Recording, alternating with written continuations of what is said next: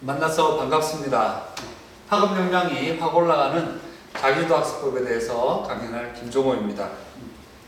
제 소개를 간략하게 드리면요. 제 호는 광덕이고요. 이름이 김종호입니다. 제 고향도 경산입니다. 저는 이제 경산 중학교를 졸업을 하고 이제 고등학교는 제가 포항에서 다니게 됐습니다. 대학교는 이제 서울에서 했고요. 대학원도 제가 서울에서 마쳤습니다. 2012년에 자기주도 학습으로 처음 신한국인 교육대상을 수상을 했고요. 2018년에 대한민국 미래비전 대상을 수상을 했습니다.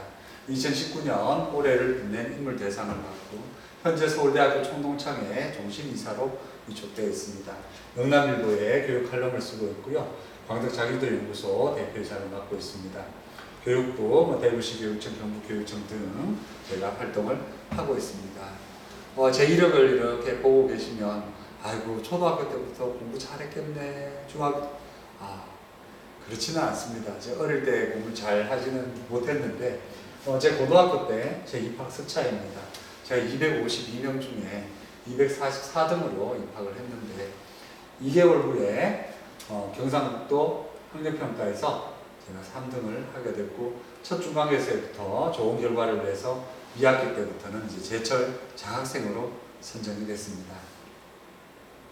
다른 친구들이 EBS, 인강, 그때는 인강이 참 없었군요. 학원, 가회 이런 부분들을 할 때 저는 교과서 중심으로 열심히 자기주도적으로 공부를 해서 이게 지금 방송용 멘트가 아니라 실제로 저는 단 한 번도 EBS나 학원 가해를 받아본 적이 없습니다.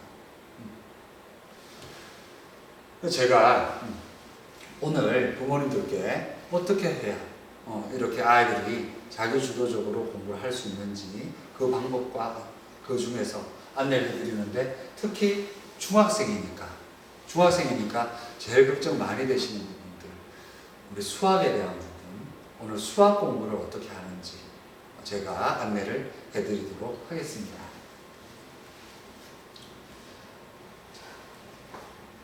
수학 공부를 할 때는요, 제일 먼저 뭐니 해도 우리가 학습 목표, 공부를 한다고 하면 학습 목표를 세워야 되죠. 학습 목표를 세워갈 때는 배울 학에다가 포커스를 두시는 게 아니라 익힐 습에다가 포커스를 두셔야 합니다. 배울 학에다가 포커스를 두게 되면 공부를 하는 주체가 선생님의 비중이 더 높아지죠.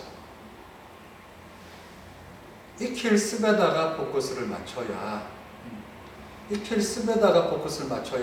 선생님 중심의 공부가 아닌 학생이 공부하는 주체가 됩니다. 그래서 공부는 내가 한다가 되기 시작하는 것은 배울 학에다가 포커스를 두는 것이 아니라 익힐 습에다가 포커스를 맞추어야만 자기주도 학습의 첫 단추가 끼워지게 됩니다. 그래서 우리 아이들한테 자기주도 학습 목표는 배운 내용을 내 걸로 만들자. 그럼 모든 부분들을 다 이렇게 우리가 내용을 내 걸로 만들기 위해서 제가 고등학교 때 세웠던 학습 전략을 지금 잠깐 소개를 해드리겠습니다. 제 고등학교 때 학습 전략을 제일 첫 번째는 시험 출제 이원 직강을 잘 듣자. 그러면 결과가 제일 좋겠죠. 두 번째는 수업 내용 빠짐없이 필기하고, 세 번째는 이해된 것부터 복습하고, 네 번째 제목 낱말 예습해서 들어가서. 그래서 이 네 가지를 보면 시험 출제 이원 직강 잘 듣고, 수업 듣고, 복습하고, 예습하고 뭐 이런 부분들입니다. 그 중에서 지금 조금 의구심이 드시는 게 시험 출제 위원이 직접 강의를 하나? 시험 출제 누가 하시죠? 학교 선생님이 하시죠. 학교 수업이 시험 출제 위원 직강입니다. 그래서 우리 아이들이 좋은 결과를 얻을 수 있는 제일 빠른 지름길은 학교 수업에 충실한 겁니다. 그래서 이 학교 수업을 포커스를 딱 맞춰서 수업 시간에 들은 내용들을 반복해서 익히는 것이 수학 공부의 첫 출발이죠. 그 내용을 반복해서 익히고 나면 그 다음번에 새로운 내용이나 이런 부분들 또 내용을 배우고, 이 내용을 배운 다음에 다시 문제를 풀고, 문제 풀고 채점하고 확인하고 질문하고 비법 노트 작성하고 또 그 부분들 복습하고, 뭐 1년의 과정을 보시면 뭐 별로 색다른 게 없습니다. 그렇지만 하는 방법들이 다릅니다. 하나씩 소개해 드리겠습니다. 자, 여기 두 학생이요, 공부를 하는데 10개를 배운 후에 갑과 을이 공부하는 방식을 보니까 갑은 10개 중에서 8개를 이해했는데 수업이 딱 끝나고 나니까 8개 이해한 것은 뭐 지금 이해하고 볼 수 있으니까 하면서 2개에다가 몰두를 해서 그 이해 안 된 2개를 마저 다 했습니다. 이런 공부 방법은 우리 초등학교 때나 학습량이 적을 때, 즉 내가 익혀야 되는 내용이 적을 때에 쓰는 방법이죠. 이렇게 되는 거 우리가 단기 성적 향상형, 좀 더 쉽게 말씀드렸지만 벼락치기 한다는 얘기죠. 벼락치기. 근데 을이 공부하는 방식을 보니까 을은 10개를 학습하고 8개를 이해를 했는데 8개 이해된 부분들을 복습을 하고 그 다음에 시간이 되면 나머지 안 된 2개를 하고 이렇게 공부를 하는데, 이렇게 을처럼 공부하는 아이가 장기적으로 실력이 향상될 수 있도록 공부하는 아이들이죠. 그래서 이제 중학생이 되면 초등학생 때 단기 성적 향상 이런 형태에서 이제는 장기 실력 향상형으로 그 학습 패턴을 바꿔야 되죠. 그래서 중학생이 되고 하면 을처럼 공부할 수 있도록 장기적으로 실력을 향상할 수 있도록 저렇게 이해된 부분들을 먼저 복습을 해서 익힌 후에 그 다음에 이해 안 된 부분들을 보완할 수 있도록 그렇게 지도해야 됩니다. 그리고 수학의 진도를 나갈 때는 앞에서도 말씀드렸듯이 뭐니 해도 교과서 내용 중심으로 공부를 해야 됩니다. 교과서 내용 중심으로. 근데 지금 아이들은 문제집의 유형 중심으로 공부를 합니다. 문제풀이법을 외우는 중심으로 공부를 하죠. 그래서 거기에 있는 공식들을 외우고 거기에 있는 문제를 풀고 그렇게 한다고 실력이 쌓이지 않습니다. 반드시 교과서 내용 중심으로 공부를 하도록 하고, 그게 교과서 익힘책이나 또는 교과서에 합본이 되어 있는 경우에는 교과서에 나와 있는 문제들을 아이들이 다 풀 수 있도록 이 교과서 중심으로, 교과서 내용 중심으로 학습하게 하고, 문제도 교과서에 있는 문제들을 더 중점적으로 공부를 해야 됩니다. 이게 다 되고 나면 그 다음에 문제집은 사고 확장용으로만 이용하기 바랍니다. 그래서 이거를 지금 아이들이 지금 인강이나 학원 이런 부분 하다 보면 거기에는 문제풀이 위주로 계속 유형을 어떻게 문제를 푼다, 그 문제풀이 위주로 자꾸 공부를 하게 되죠. 그렇게 공부하지 말고 교과서의 내용 중심으로 공부할 수 있도록 지도해 주셔야 됩니다. 자, 그 다음에 문제를 풀 때는요, 문제를 풀 때는 문제 푸는 목적이 맞추기 위해서가 돼서는 안 됩니다. 문제를 푸는 목적은 내가 잘 안 되는 부분들을 찾아내는 데 있죠. 잘 안 되는 부분을 찾아내는 데 있습니다. 그래서 부족한 부분을 찾는 게 문제풀이의 목적이 돼야 됩니다. 이걸 잘못해서 똥골뱅이 치고 답을 맞추는 걸로 가면 안 되죠. 자, 제가 일반 학원에서 하는 강의를 잠깐 흉내를 한번 내보내겠습니다. 자, 여러분, 오늘 제가 1차 방지 활용에 대해서 여러분한테 가르쳐 드릴 텐데요. 자, 딱 3분만 집중을 하면 선생님이 오늘 속도에 관련된 문제들을 다 맞출 수 있도록 가르쳐 드리겠습니다. 자, 제일 먼저 따라해 봅시다. 속도는 시간분의 거리. 뭐라고요? 속도는 시간분의 거리. 다시 속도는 시간분의 거리. 다시 한 번 더. 속도는 시간분의 거리. 더 크게. 속도는 시간분의 거리. 이거 잊어버리면 안 돼요. 다시. 속도는 뭐라고요? 시간분의 거리. 오케이. 기억했습니까? 오케이. 그럼 속도는 시간분의 거리. 머릿속에 기억하고요. 두 번째는 문제를 풀 때는요, 처음부터 문제를 꼼꼼하게 읽으면 시간이 오래 걸려요. 그러니까 그렇게 보지 마시고 문제를 보면서 제일 마지막에 있는 부분을 읽어보면서 무엇을 구하라고 하는지를 보고, 속도는 시간분의 거리에다가 여기서는 시간을 구하라고 했네요. 그럼 시간에다가 x라고 쓸게요. x라고 쓰고요. 그러면 이제 문제를 쭉 읽으면서 속도와 거리를 찾아야 되겠죠? 혹시 거기에 속도, 거리 찾았습니까? 오케이. 1분에 200m를 간다. 그러면 속도에다가 200m per 분이라고 쓰겠습니다. 자, 거기를 이동거리 혹시 찾았습니까? 네, 이동거리 2km 찾았네요. 그럼 이동거리 2km 거기다 쓰세요. 그럼 식이 완성이 됐죠. 근데 3단계 우리가 이렇게 계산을 하기 전에는요, 속도는 반드시 단위를 통일시켜야 돼요. 우리의 소원은 남북 통일, 속도의 소원은 단위 통일. 그렇죠? 속도의 소원이 뭐라고요? 단위 통일. 오케이. 우리의 소원은 남북 통일, 속도의 소원은 단위 통일. 그렇죠? 단위를 통일시켜야 되는데 속도에는 미터로 되어 있고 이동거리는 킬로미터로 되어 있습니다. 1km는 몇 미터? 1000m. 다시 1km는 그렇죠, 1000m예요. 그러면 2km를 제가 2000m로 단위를 통일시켰습니다. 자, 이제 단위 통일이 되고 나면 이제 계산하면 x는 얼마? 예, 10. 됐네요. 자, 다시 한번 정리하겠습니다. 속도 문제를 풀려면 3단계를 꼭 지나야 된다. 1단계 속도는 시간분의 거리. 다시 한 번 더, 속도는 시간분의 거리. 더 크게, 속도는 시간분의 거리. 오케이. 2단계는 마지막 문장. 2단계는 뭐라고요? 마지막 문장. 문장의 마지막을 보고 구하라는 걸 미수 X라고 놓으라 그랬죠? 다시 2단계 뭐라고? 마지막 문장. 3단계 우리의 소원은 남북 통일, 속도의 소원은 뭐? 단위 통일. 그렇죠? 3단계는 단위 통일. 3단계 뭐라고? 단위 통일. 다시 정리합시다. 1단계 속도는 시간분의 거리. 오케이. 2단계 마지막 문장. 3단계 단위 통일. 오케이. 1단계 속도는 시간분의 거리. 2단계 마지막 문장. 3단계 단위 통일. 다 기억하고 거기에 있는 문제 3개. 자, 지금부터 3분 스타트. 자, 풀어보세요. 자, 다 풀었습니까? 1번에 3. 맞습니다. 2번에 오케이. 맞았고요. 3번에 1. 오케이.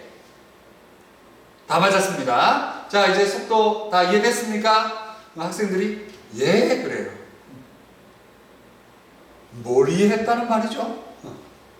얘는 속도가 뭔지도 모르겠고 단위 1km 뭔지도 모르겠고 그냥 얘는 이렇게 공부하는 것을 기계적으로 답을 찾는 거. 그래서 이걸 답찾기 놀이한다. 이렇게 봅니다. 이렇게 공부시키면 이거는 100% 주입식 암기교육이죠. 그래서 이렇게 해가지고 이 아이가 속도 문제 답을 10문제 풀어서 10개 다 맞았어요. 이 아이가 조금이라도 실력이 높아졌을까요? 이 아이가 수학적 사고가 조금이라도 형성이 됐겠습니까? 그럴 리가 없죠. 수학적 사고가 형성이 안 된 것을 고사하고 이 아이는 머릿속에 앞으로 속도만 나오면 뭐만 생각난다고요? 시간분의 거리만 생각난다. 얘는 그래서 도리어 사고를 하는데 방해가 되지요. 그래서 문제를 푸는 목적은 절대 답을 찾는 게 아닙니다. 그런데 아이들이 답을 찾게 된 이유는 부모님께서 아이들이 공부한 부분들을 점검을 하신다고 보시다가 야, 너 왜 이렇게 틀린 게 맞나? 하고 그 말씀을 하시면서 틀린 부분하고 맞는 거 가지고 얘기하시면 그럼 아이들은요, 시간이 지나면 자신들이 어려운 문제는 안 풀려고 그래요. 왜 어려운 문제 풀려고 애만 쓰다가 그 틀리면 엄마한테 꾸중만 듣는데 말라고 어려운 문제 풉니까? 그래서 그런 아이들은 중학교 올라오고 좀만 지나면요, 자신이 어려운 문제는 안 풀려고 그래요. 쉬운 것만 자꾸 반복해서 풀려고 그러죠. 그래서 그 부모님께서 문제를 풀어놓고 나면 그 부분들이 맞았느냐 틀렸느냐에 자꾸 중점을 두고 아이한테 말씀을 하셨기 때문에 아이도 어려운 문제는 안 풀고 내가 풀어서 맞출 수 있는 문제만 아이가 자꾸 풀려고 하게 습관이 바뀌는 겁니다. 그래서 그렇게 문제풀이 목적을 잡으시면 안 되고 문제 푸는 것은 내 부족한 부분을 찾는다. 그래서 아이가 몇 문제나 풀었고 진도를 얼마나 나갔고 그게 중요한 게 아니라 아이가 그 내용을 익히고 나서 문제를 열심히 풀려고 애를 쓰는 그 모습 그 자체에다가 칭찬을 해주시고 그 아이한테 실제로 틀린 부분이 있어서 애가 속상해하고 거기에 대한 걸 어려워하기 전에 부모님께서 그래 네가 맞춘 문제가 너한테 도움이 되는 게 아니라 네가 틀린 문제가 결국 네가 안 되는 부분이니까 이 문제들을 다시 우리가 하려고 애를 쓰면서 이 부분들을 할 수 있을 때 우리 누구의 실력이 더 높아지지 않겠니? 이렇게 격려를 해주시기 바랍니다. 그러면 이 문제를 풀면서 부족한 부분을 찾는 방법은 빠르게 풀면서 표시를 해야 됩니다. 문제를 빠르게 풀면서 내가 실수하는 거, 문제를 잘못 읽은 거, 이런 부분까지도 다 찾아낼 수 있도록 코칭을 해주시기 바랍니다. 그래서 문제 답을 찾는 데다 포커스, 동글뱅이를 맞추는 데 포커스를 맞춰서 아이에게 문제 똑바로 꼼꼼하게 읽어라 이렇게 지도하시지 마시고, 그러면 아이들이 좀 듬성듬성 읽을지도 모르지만 그 정독에 대한 부분들보다 아이가 빠르게 풀면서 표시해서 잘 안 되는 부분을 찾아놓고 그 다음에 그 부분들을 개선하도록 도와주시는 것이 훨씬 더 효율적입니다. 빠르게 푼다는 것은 1분에 한 문제 정도씩 해서 내 실수하는 것도 다 찾아낼 수 있도록 빨리 풀 수 있도록 애를 쓰고요. 표시를 하는 것은요, 풀기는 했는데 확신이 없는 문제는 물음표를 해놓고 하고요. 시간이 오래 걸린 문제는 V표, 잘 모르겠는 문제는 별표를 치도록 이렇게 도와주시기 바랍니다. 이 중에서 부모들께서 연습장을 활용하면서 이 연습장 활용해서 잘못된 부분이 있는데요. 이 모든 문제를 풀 때 서술형 답안작성 하듯이 그렇게 아이들한테 다 쓰게 하면 두뇌 전이 도리어 더 느려집니다.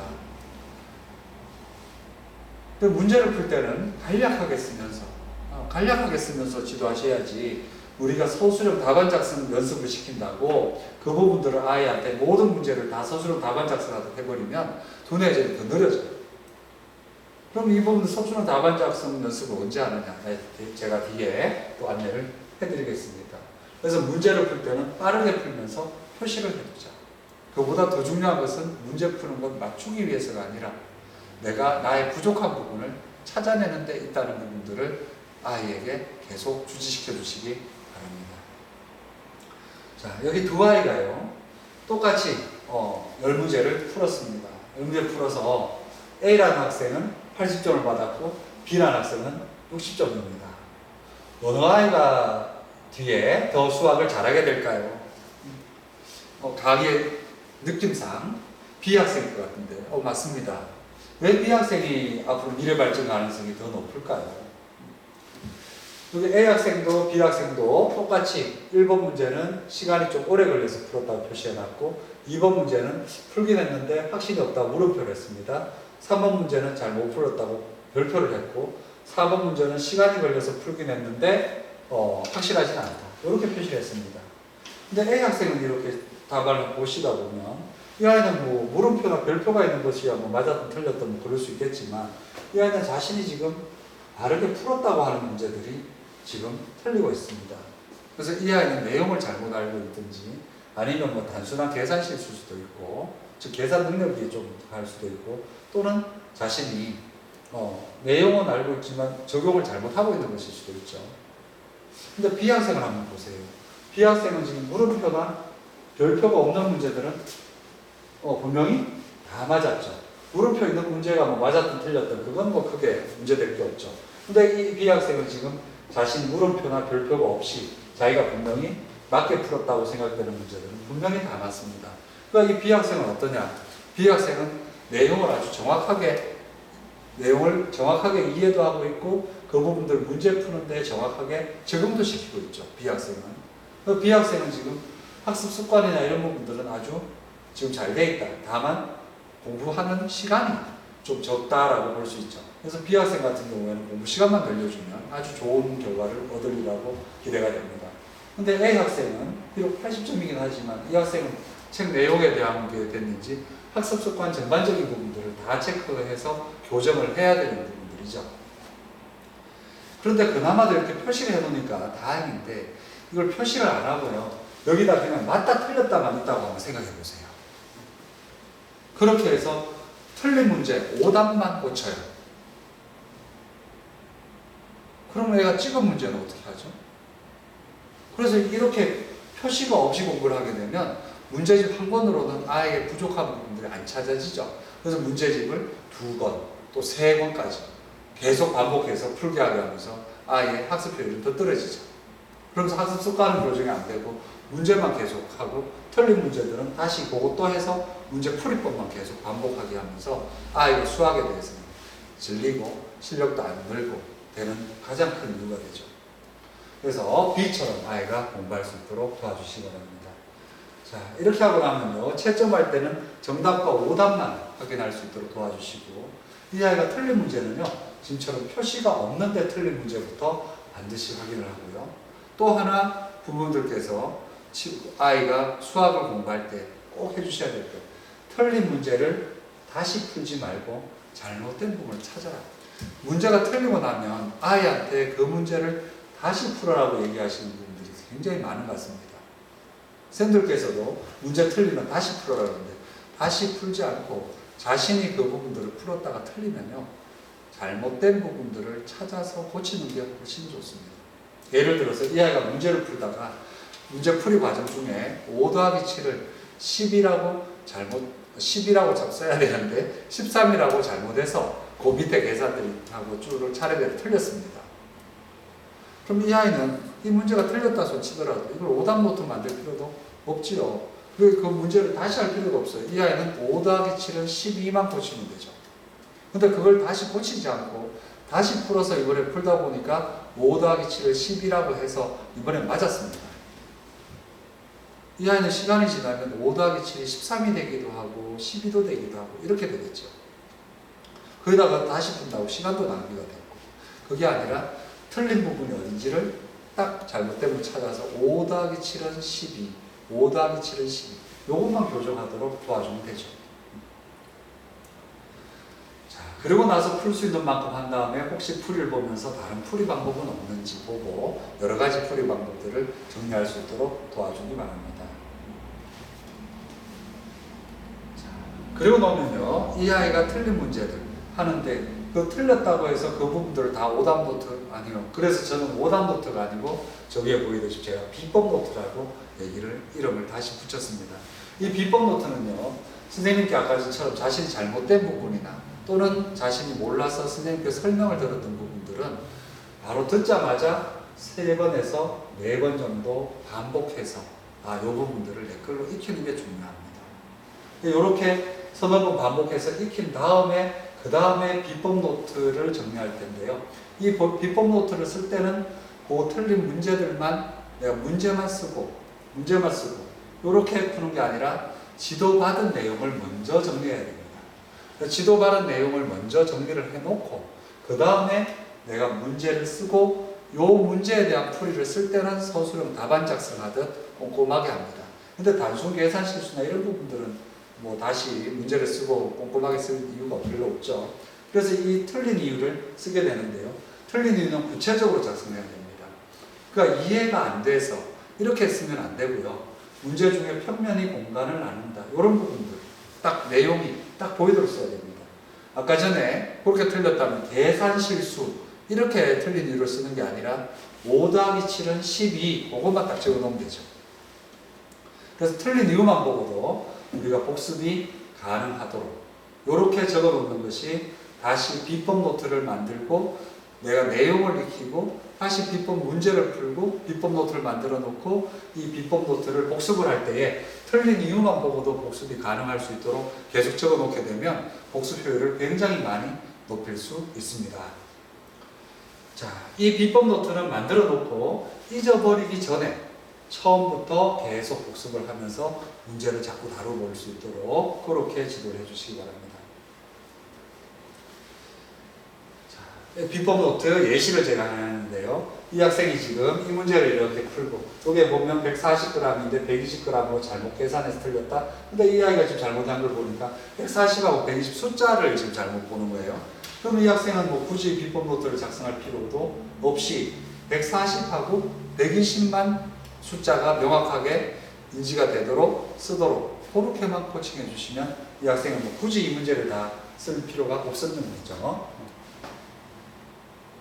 자, 그리고 또 하나 부모들께서 꼭 지도하실 때 신경 써주셔야 되는 거, 학원에서는 이렇게 지도하지 않는 경우가 많기 때문에 반드시 단계학습을 하도록 내용을 다 익히고 내용 체계를 정립한 다음에 그 다음에 확인 문제를 다뤄야 됩니다. 내용을 다 익히기 전에 문제를 다루면 그 내용을 모르는데 그 문제를 풀겠다. 그게 되겠습니까? 근데 대부분의 아이들은 내용이 이해가 되고 지금 머릿속에 조금만 있으면 그냥 그 상태로 문제를 풀어버립니다.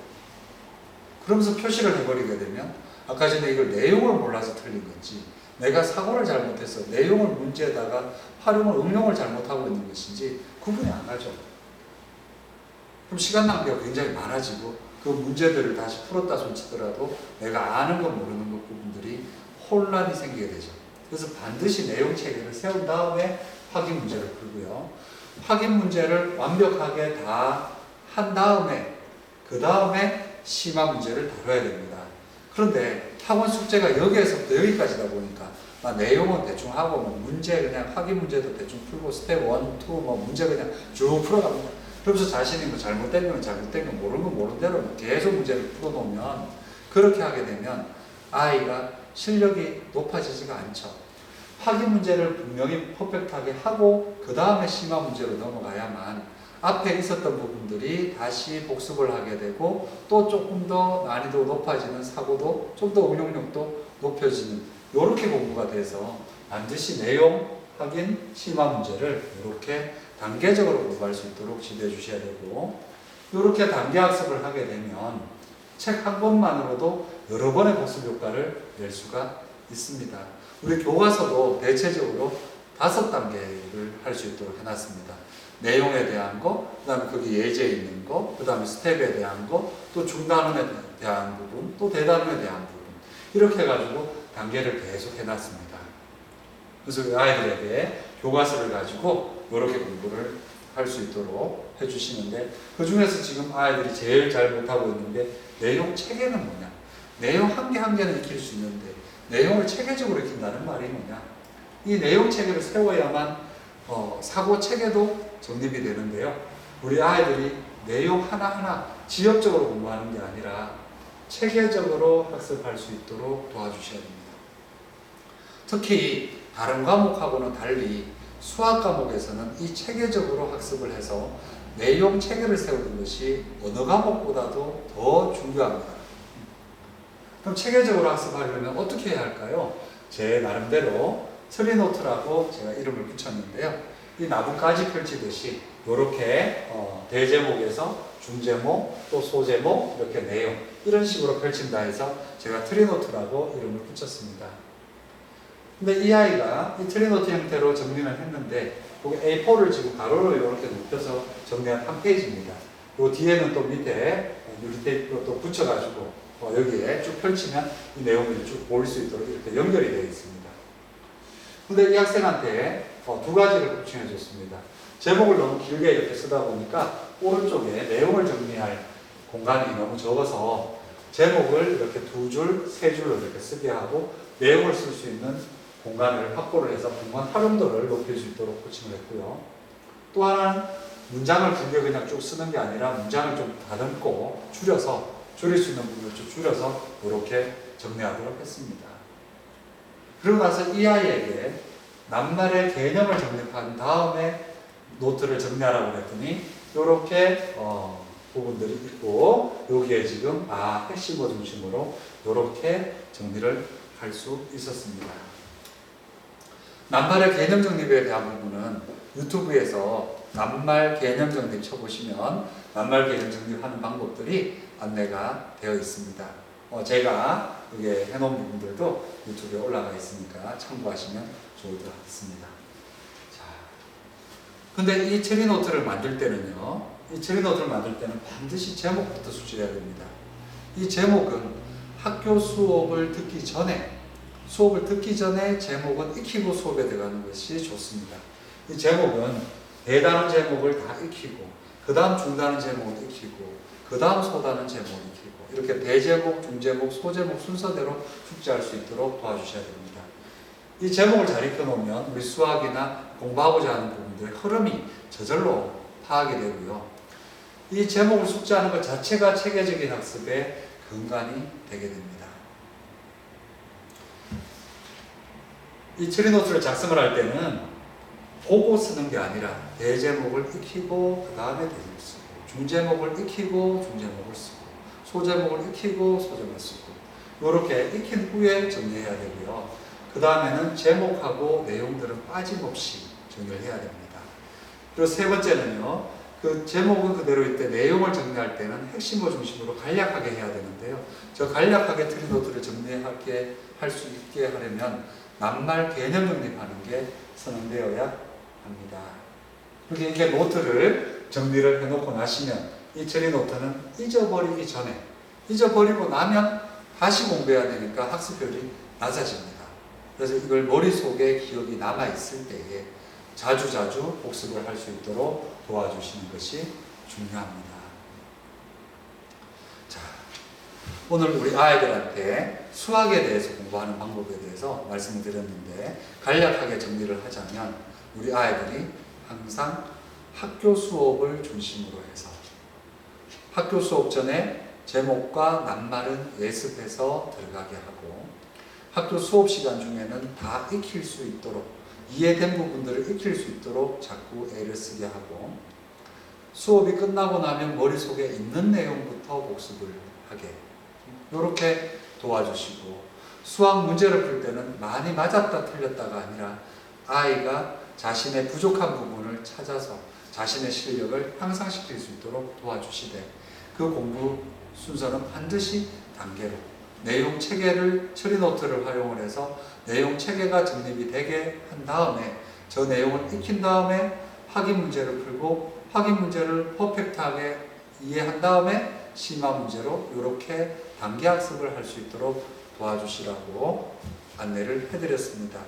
지금 자녀들에게 이렇게 코칭하시기가 어려우시겠지만 하나하나 아이한테 할 수 있는 부분들을 도와주시고 혹시 이 강의를 듣고 계신 선생님들 계시다면 선생님들께서도 아이들한테 수업 시간 중에도 이렇게 할 수 있도록 해보시면 아마 상당히 수학을 쉽게 접근할 수 있으리라 생각이 듭니다. 오늘 30분 동안 열심히 들어주신 우리 고향의 제 고향의 무학중학교 부모님께 감사 인사를 드리고요. 다음에 코로나가 빨리 종결이 되고 우리가 비대면이 아닌 직접 얼굴을 맞대고 좀 더 자세하게 부모님들께 안내하고 소개할 수 있는 기회가 주어지기를 바랍니다. 오늘 수고 많으셨습니다. 다음에 또 뵙겠습니다.